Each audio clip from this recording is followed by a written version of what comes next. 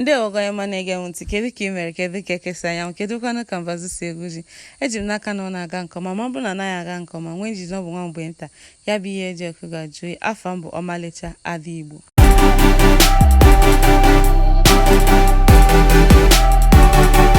N'isiokwu anyị tata, anyị ga-egosi onwe anyị etu esi eme abacha. Ụfọdụ na-akpọ ya abacha ekperekpe, ụfọdụ na-akpọ ya abacha agbara agba, ụfọdụ na-akpọkwazi abacha mmiri.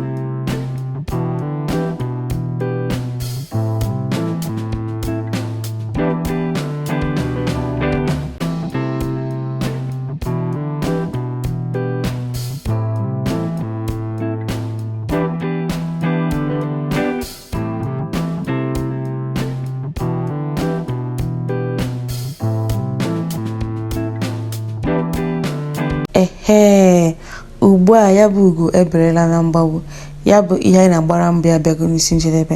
Na ebu abacha agbara agba anwa, ị nwere ike iji aki oyibo taa ya, ị nwekwara ike iji aki Igbo taa ya, nke ọbụla na-amasị gị ka ị nwere ike iji wee taa ya, ịghọtara.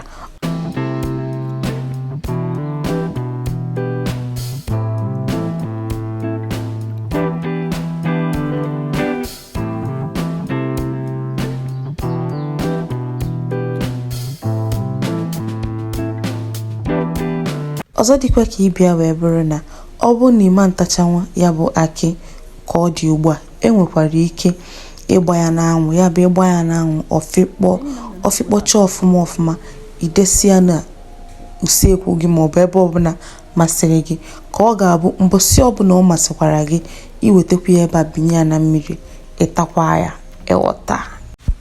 Daalụ maka isonyere m. Ana m ene anya na ị ga-esonyekwara m n'ihe onyonyo ndị ọzọ na-abịanụ. Ka emesịanụ.